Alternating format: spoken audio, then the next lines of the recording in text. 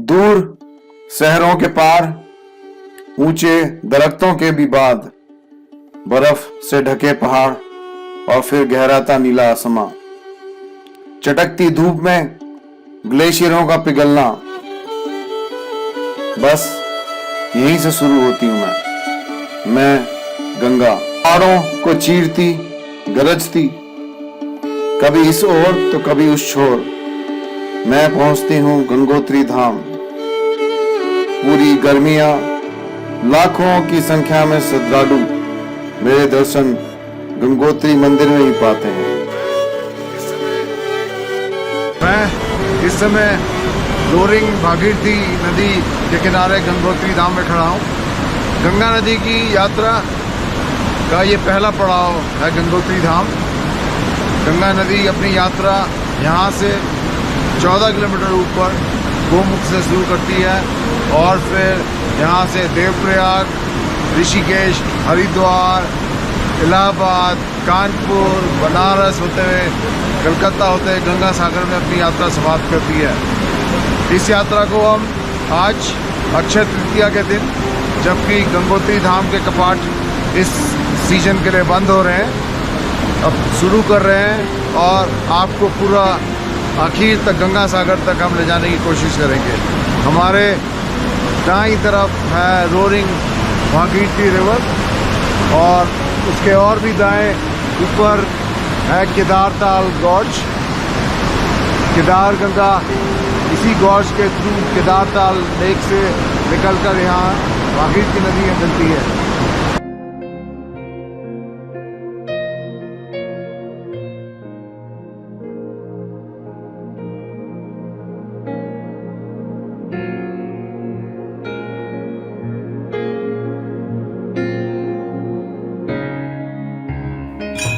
रोज शाम सभी श्रद्धालु एकत्रित होकर संध्या आरती में शामिल होकर एक दिव्य अनुभव को जीते हैं।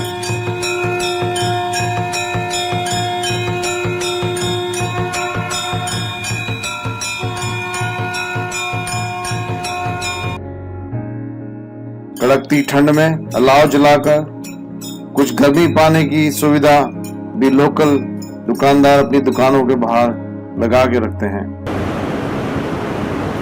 मेरे सामने है सुदर्शन पर्वत, इसके नीचे ही भागीरथी पर्वत के नीचे गंगोत्री ग्लेशियर पे गोमुख से गंगा नदी अपनी यात्रा शुरू करती है और यहाँ गंगोत्री धाम गंगा नदी का पहला पड़ाव है। इस समय हम हैं गंगोत्री धाम में और आप मेरे चारों तरफ देख सकते हैं, यहाँ पे सुंदर सुंदर घाट्स और छोटे छोटे होटल्स और कई तरह की अकोमोडेशन सभी बजट के लोगों के लिए उपलब्ध है।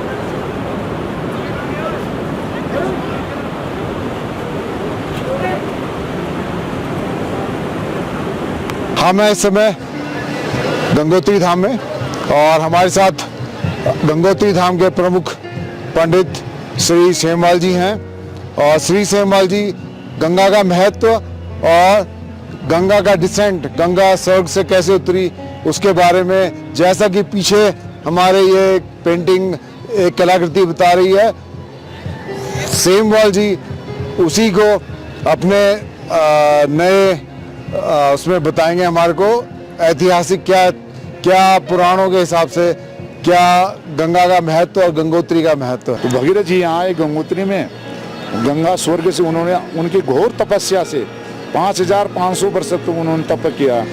फिर गंगा प्रसन्न हुई तो गंगा ने बोला कि मेरा बैग कौन थामेगा। तो उसके बाद क्या हुआ कि मेरा बैग कौन, मैं स्वर्ग से निकलूँ, मैं पाताल लोक में चले जाऊँगी।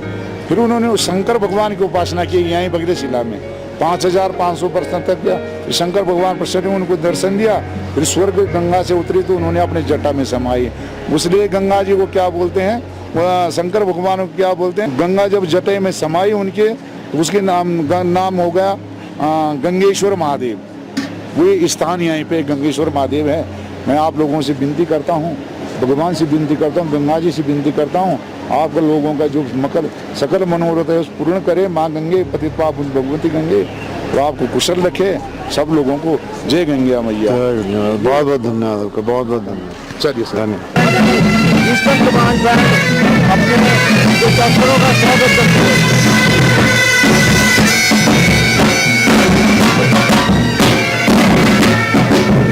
आज अक्षय तृतीया के दिन गंगोत्री धाम में इस ग्रीष्मकालीन का आखिरी दिन हर्षोल्लास के साथ मनाया जाता है। समापन का आयोजन शुरू हो चुका है। आज ही मैं अपने शीतकालीन निवास मुकबा के लिए प्रस्थान करती हूँ। कुछ भक्तों पर देवी का आना दूसरे श्रद्धालुओं को भी उनकी मनोकामना पूर्ण होने के आशीर्वाद के साथ मंदिर प्रांगण में जारी रहता है।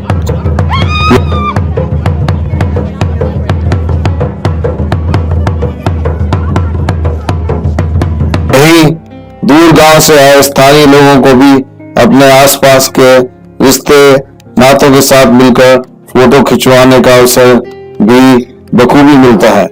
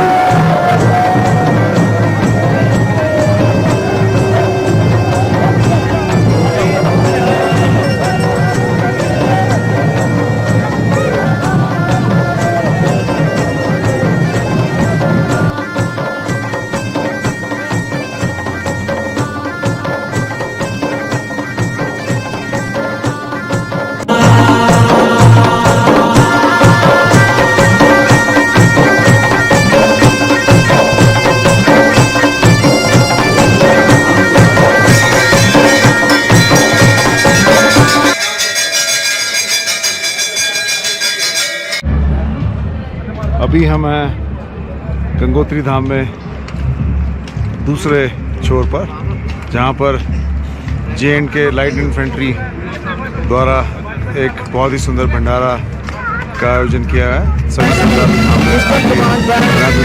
भंडारे का सेवन कर सकते हैं। पीछे आप गंगोत्री की सुदर्शन पीक भी देख सकते हैं और योगदा भी भंडारा छकते हुए, और अजय हमारे कैमरा के साथी।